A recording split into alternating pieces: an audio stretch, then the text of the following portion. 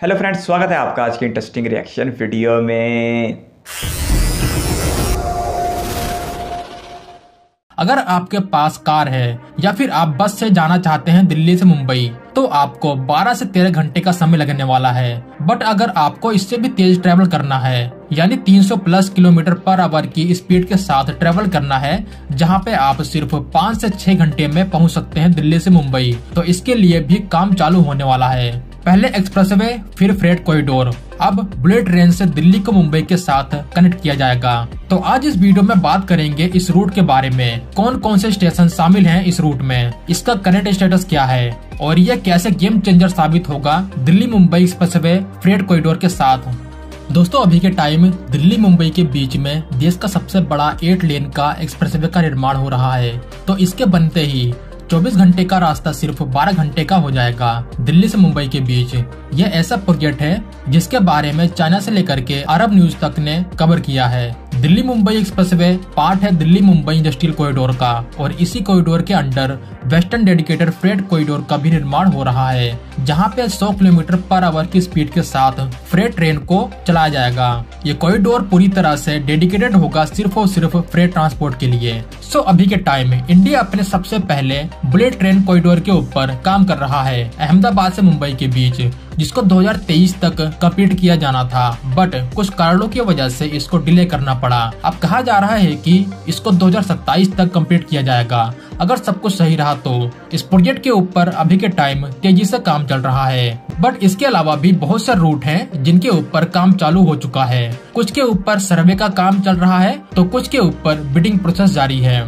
ये वो सारे रूट्स हैं जिनके ऊपर काम किया जाना है। अभी के टाइम में कुल 12 रूट्स को आइडेंटिफाई किया गया है, जिसमें से सबसे बड़ा है दिल्ली से अहमदाबाद के बीच, जिसके बारे में बात होगी इस वीडियो में। जब दिल्ली से अहमदाबाद के बीच में ये रूट बन के रेडी होगा तो ये सीधा अहमदाबाद मुंबई रूट से कनेक्ट होगा। जो दिल्ली अहमदाबाद का रूट है ये 886 किलोमीटर का होने वाला है, और इस रूट में कुल 12 स्टेशन का निर्माण किया जाना है। अभी के टाइम जो अहमदाबाद का साबरमती टर्मिनल बिल्ड हो रहा है, इस रूट का फाइनल स्टॉप यहीं पे होने वाला है। जब ये बन के रेडी होगा तो दिल्ली अहमदाबाद और अहमदाबाद मुंबई का route as a one unified line की तरह जाना जाएगा। इस रूट में बहुत बड़ा सेक्शन एलिवेटेड होने वाला है, कुछ अंडरग्राउंड होगा तो कुछ जमीन पे। तो अब बात करते हैं उन 12 स्टेशन के बारे में जिनको इस रूट में बिल्ड किया जाना है। पहला दिल्ली से स्टार्ट होगा, उसके बाद दूसरा स्टेशन होगा गुरुग्राम। वैसे यहाँ ये भी प्लानिंग हो रही है कि दिल्ली में शायद 2 स्टेशन का निर्माण हो। अब देखते हैं आगे क्या अपडेट निकल के आती है।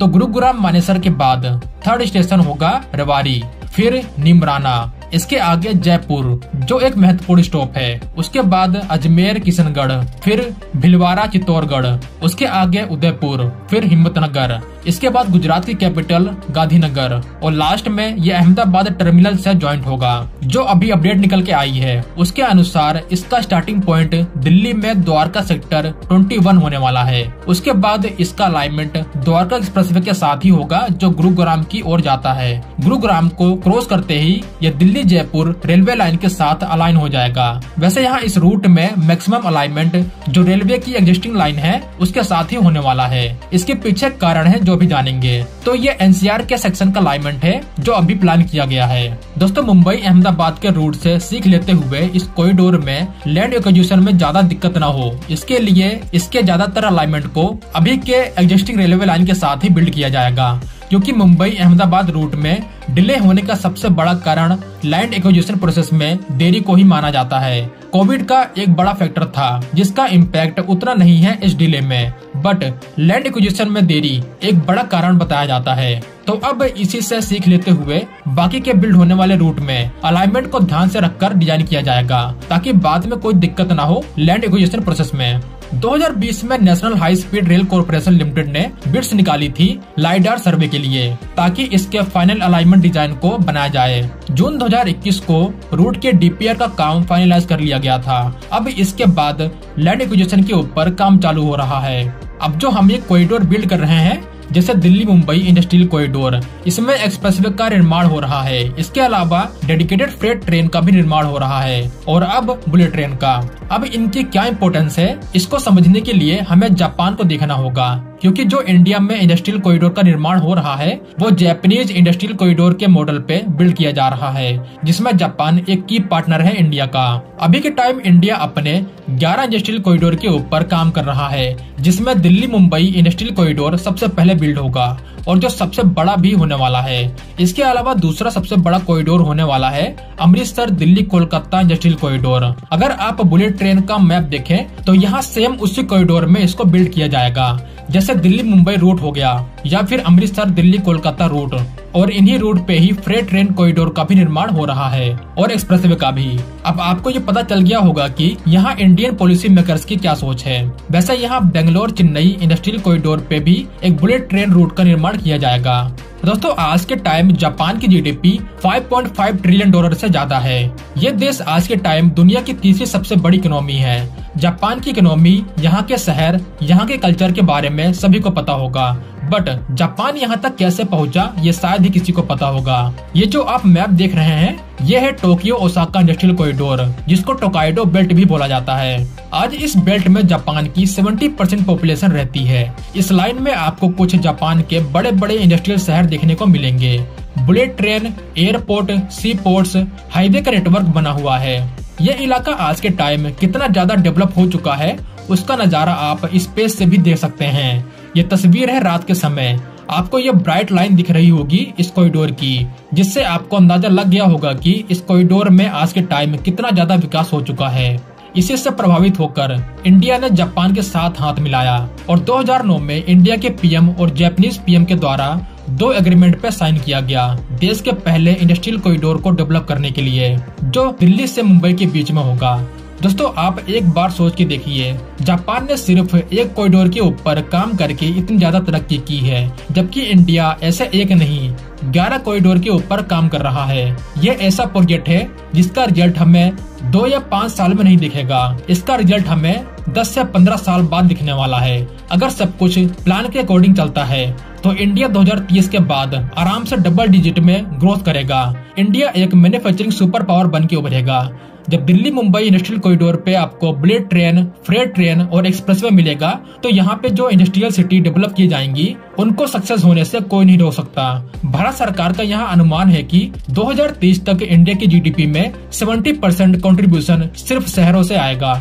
यानी इंडिया अब धीरे धीरे कृषि प्रधान देश से आगे निकलते हुए इंडस्ट्रियल बेस्ड इकोनॉमी की ओर बढ़ रहा है। यहाँ ऐसा भी नहीं है कि इंडिया किसानों को नजरअंदाज करेगा।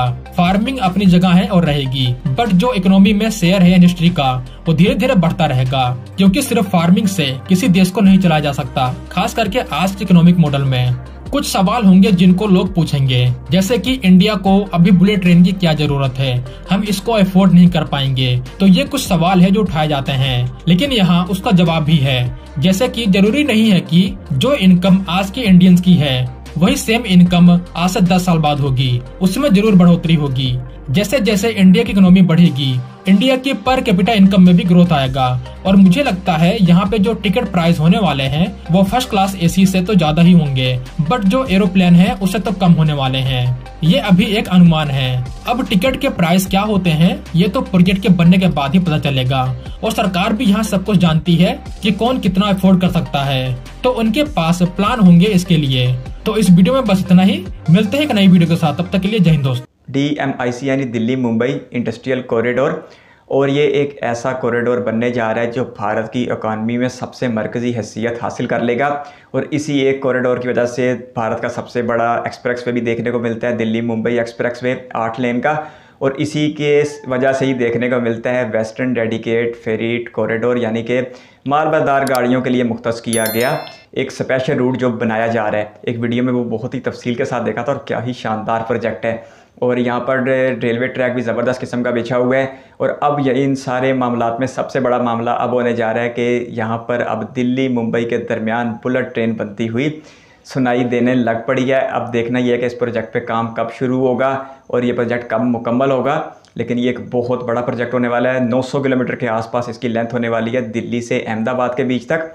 और अहमदाबाद से मुंबई भी ऑलरेडी काम चल रहा है, जो 2026 या 27 तक मुकम्मल हो जाएगा। अगर ये सारा ख्वाब हकीकत का रूप धारता है तो फिर दिल्ली से मुंबई का फासला सिर्फ़ और सिर्फ 5 घंटे में तय कर लिया जाएगा। आज ट्रेनें इसे तय करने में 24 घंटे से भी ज़्यादा का वक्त ले लेती हैं, लेकिन DMIC जब मुकम्मल हो जाएगा तो गाड़ियों के ज़रिए या बसों के ज़रिए ये फासला 12 से 13 घंटे में भी तय कर लिया जाएगा। तो ये एक बहुत बड़ी कामयाबी है। अगर भारतीय सरकार इस सारे प्रोजेक्ट को कामयाबी के साथ बनाने में कामयाब हो जाती है तो फिर ये सच में भारत की इकानमी का एक सबसे मरकज़ी हिस्सा बन जाएगा DMIC। जापान के ताउन से इस प्रोजेक्ट को बनाया जा रहा है और इस प्रोजेक्ट में इंडस्ट्रियल शहर बनाए जाएंगे, इंडस्ट्री लगाई जाएगी, फिर पोर्ट तक उन इंडस्ट्री को आसानी से रसाई दी जाएगी, जिसकी वजह से एक्सपोर्ट पे भी इजाफा होगा। तो DMIC के बीच जो 1300-1400 किलोमीटर का फासला है, अब वो ट्रांसपोर्टेशन इतनी ज़्यादा जदीद होने लगी है कि वो फासला अब घंटों में तय कर लिया जाएगा। और अगर बुलेट ट्रेन कभी हकीकत बनती है, वैसे तो अभी ये ख्वाब बहुत ज़्यादा दूर दिखाई दे रहा है,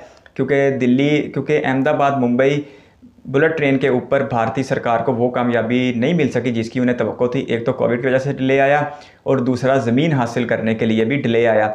लेकिन इस प्रोजेक्ट में सरकार कुछ सीख रखते हुए लैंड हासिल करने के लिए जो मंसूबा बना रही है वो बहुत ही ज़बरदस्त है। यानी पहले से ही बिछे हुए ट्रैक के साथ साथ बुलेट ट्रेन ट्रैक को भी बिछाया जाएगा। तो देखते हैं कि ये प्रोजेक्ट कब शुरू होता है, कब मुकम्मल होता है और कितना बड़ा प्रोजेक्ट होता है और कितने लाख करोड़ का होता है।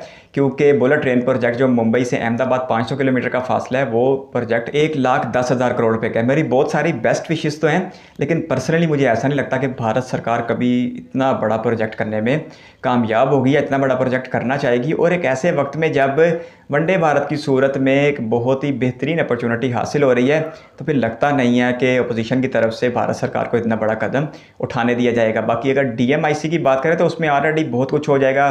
फ्रीट कॉरिडोर बन जाएगा, एक्सप्रेस वे तकरीबन मुकम्मल होने के करीब है, उसके एक सेक्शन का इफ्तिताह भी कर दिया गया है जयपुर से दिल्ली के दरमियान। तो अभी भी वहाँ पर ट्रेनें ज़बरदस्त किस्म की दौड़ती हैं। वंदे भारत भी बहुत जल्द दिल्ली से मुंबई भी दौड़ते हुई दिखाई देगी, तो फिर शायद इस बुलेट ट्रेन की इतनी ज़रूरत ना रह जाए। और वैसे भी इसकी सबसे बड़ी वजह अहमदाबाद मुंबई बुलेट ट्रेन से हासिल होने वाला सबक है, क्योंकि इसमें 2 रियासतें मुलव्वस थीं और बीच में एक UT का इलाका आता था। गुजरात की स्टेट गवर्नमेंट ने अपना बहुत सारा काम कर दिया, लेकिन महाराष्ट्र की गवर्नमेंट ने पॉलिटिक्स से काम लेते हुए इस प्रोजेक्ट को दबाए रखा। अब अगर दिल्ली से अहमदाबाद की तरफ भी बनाया जाता है तो फिर बीच में हरियाणा, राजस्थान की गवर्नमेंट्स की भी मुदाखलत आ जाएगी। और राजस्थान में तो वैसे ही INC यानी इंडियन नेशनल कांग्रेस है, तो फिर वहाँ पर भी मुज़ामत का सामना करना पड़ेगा, बिल्कुल इसी तरह जिस तरह महाराष्ट्र में शिवसेना की गवर्नमेंट के द्वारा BJP सरकार को करना पड़ा था। तो मुझे पर्सनली नहीं लगता कि ये प्रोजेक्ट इतनी जल्दी शुरू हो पाएगा। बाकी अगर शुरू करने का इरादा है तो फिर बेस्ट विशेज़ ज़रूर है इस प्रोजेक्ट के लिए, क्योंकि इंडियन रेलवेज़ को विकास होता देख के मुझे भी बहुत ज़्यादा अच्छा लगता है। वंदे भारत एक्सप्रेस को देख के अच्छा लगता है और भी जो ट्रेनें भारत में चलती हैं उन्हें देख के अच्छा लगता है। बुलेट ट्रेन प्रोजेक्ट में एक बहुत बड़ा मसला टिकट प्राइस का भी है। वीडियो में कह रहे थे कि आज तो शायद भारतीयों की बहुत बड़ी तादाद इस टिकट को अफोर्ड ना कर पाए, लेकिन मुस्तकबिल में जब भारत विकास होगा, इकानमी बेहतर होगी, लोगों का पर कैपिटा इनकम बेहतर होगा, तो फिर लोग इसे अफोर्ड कर पाएंगे। लेकिन ये वक्त बहुत ज़्यादा दूर दिखाई दे रहा है और अब तक के लिए सबसे बेहतर ऑप्शन जो है वंदे भारत ही दिखाई दे रही है, जिसे बहुत जल्द भारत के 500 शहरों में चला दिया जाएगा। यानी पूरे भारत में अगले 4 सालों में हमें हर तरफ वंदे भारत दौड़ती हुई दिखाई देगी। वंदे भारत एक बहुत ही ज़बरदस्त ट्रेन है, सेमी हाई स्पीड ट्रेन है, 180 तक भी जाती है और 100% मेड इन इंडिया भी है। फिर उसकी एक रूट के ऊपर चलाने में इतनी ज़्यादा लागत भी नहीं आती, क्योंकि उसे पहले से ही मौजूद ट्रैक के ऊपर दौड़ा दिया जाता है। तो देखते हैं फिर इस प्रोजेक्ट का भी क्या बनता है। बहरहाल एक बात तो तय है कि अगले 10-15 सालों में भारत की रेलवे की हमें वो तस्वीर दिखाई देगी जो आज की तस्वीर से बहुत ज़्यादा मुख्तलिफ होगी। उस वक्त का इंतज़ार सब भारतीयों का, खुसूसन सबसे ज़्यादा जो भारतीय रेल लवर्स हैं उन्हें सबसे ज़्यादा शिद्दत से इंतज़ार है। आपकी कीमती वक्त शुक्रिया। अगर आप किसी वीडियो पर रिएक्शन देते हैं तो कीमती रकम बॉक्स में ज़रूर दीजिएगा। इस वीडियो कीमती समय देने के लिए बहुत सारा धन्यवाद।